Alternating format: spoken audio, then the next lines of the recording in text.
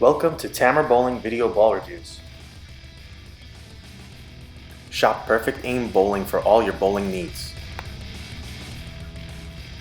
Today we are testing the new Hammer Gauntlet Fury. We're testing on a higher volume 40-foot house shot and a 46-foot sport shot. First impressions, I was hoping the Hammer Gauntlet Fury is a step up from the Black Widow Gold. What I can say definitively is that the Gauntlet core offers a unique shape to the Gold, offering a nice complement. For value, we gave the Gauntlet Fury a B. It's a high-end piece, and I think balancing what we saw with its cost yields a decent value score. It'll be pretty usable on medium conditions. Overall, we gave it a B for house shot and B- for sport shot. On paper, the Hammer Gauntlet Fury should be really close to the Black Widow Gold. Since the covers are virtually identical between the two balls, we can solely focus on core dynamics and shape to affect ball motion. The Gauntlet Fury is clean as you would expect from this cover, no surprises there. But the perceived length is a little different between the Fury and Black Widow Gold. Fury core seems to have a quicker transition at the hook phase, showing its asymmetric motion earlier, so it looks like it stands up more and earlier than the Gold.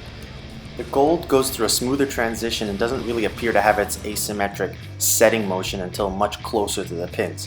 These are finer points, but really where I see the differentiation between the two balls. For me, it was pretty easy to throw the Fury on the house shot. The pearl cover stock allows it to hold somewhat from in and make it back from out. Since it sets a bit earlier than the Gold, you can see some variations of pocket entry. The Gold blends the pocket entry a little more, again due to its smooth booming hook phase and later core set or stand up. They cover the same amount of boards for me, so it'll really depend on the look I want. CJ's next, and the Gauntlet Fury looked great for him. Honestly, the Fury made what is a heavier volume pattern look almost light. He has a higher rev rate, and the Fury transitions much quicker and more aggressively for him down lane. He found himself playing between 5th and 6th arrow to hold pocket, and his entry was very consistent with a driving continuous motion. The flip was really aggressive, so he had to make sure he got the ball out, as misses in really had zero chance to hold. And before you get too hung up about layout, remember that layout within this range, normal range, are really likely to affect 5% or less of ball reaction. So it's really about fine-tuning. The ball motion is the ball motion. Comparatively, his Black Widow was so smooth that it looked lazy off the spot compared to how aggressive his Gauntlet Fury is. His Gold has been well used, so less board coverage and angularity is expected. But even if you checked out the original video we filmed when the ball was new, you'll see that the Gold was never this aggressive for him. There's a much clearer differentiation for CJ between these two balls than I saw. CJ also tested on the burn, and honestly, you'd be hard-pressed to tell the difference if I didn't tell you. He's playing an area that most bowlers aren't using, but the built-in friction in the track means he could miss out even further and still have the ball come back, where misses in still have no chance of holding. And that tells me that the ball will hold up for CJ for many games in a session and still be quite effective. By contrast, on the burn, the Black Widow Gold's a little closer, but on the same line here you can see basically more or less a 2-8-10. Shawn's next, and he didn't have a lot of trouble making a pearl asym work. Imagine that. It's starting to sound like a broken record. He starts out with a weaker release to go up the boards and the ball shapes nicely. It makes a later but smooth transition, and once he starts using a stronger release and move in, he did see some over-under. Sometimes the ball just too easily glides through the oil, leaking to the outside without recovery. Sometimes it bites strong. You also see the hook set motion of the asym. Probably some surface would probably cure these ills for him.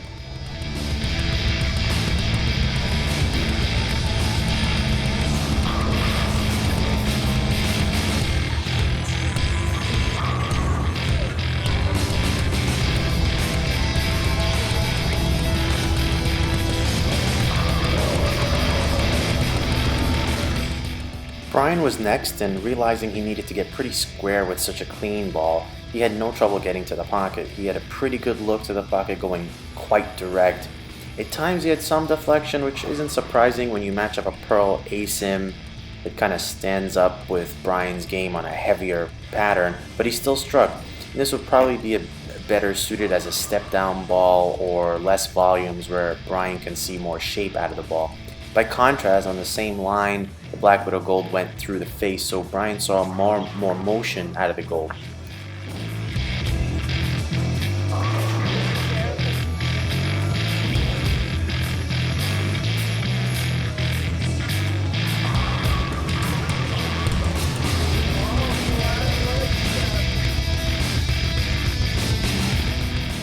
Moving on to the 46-foot sport pattern, I really didn't have much trouble getting to the pocket. The clean pearl cover really didn't make the reaction as over-under as I would have expected for me.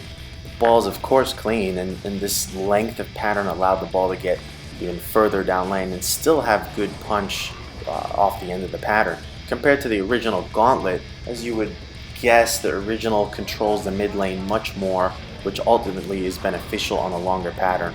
On the same line, the Fury's more snappy going through the heart.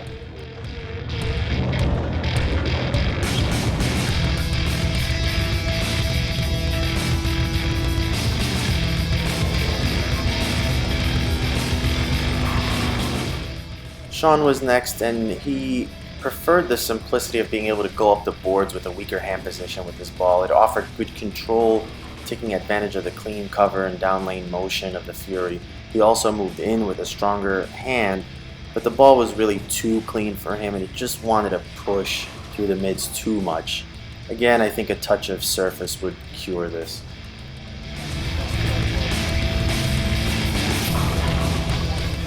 Finally, Bryan tests the Gauntlet Fury on this longer 46-foot sport pattern. He also found quite an easy line to the pocket, but from further in.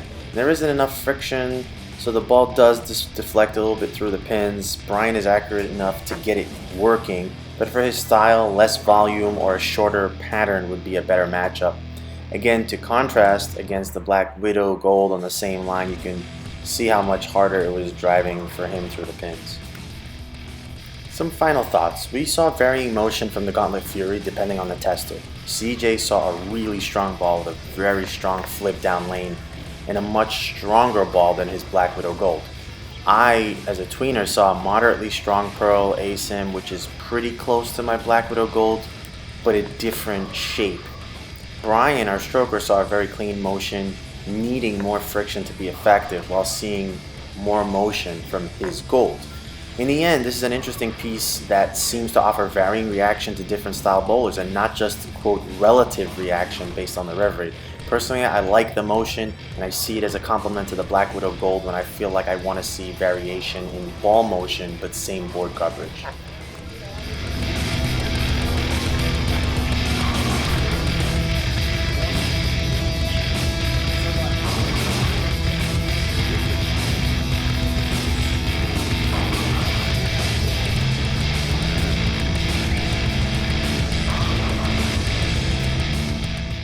Thank you for watching Tamer Bowling Video Ball Reviews.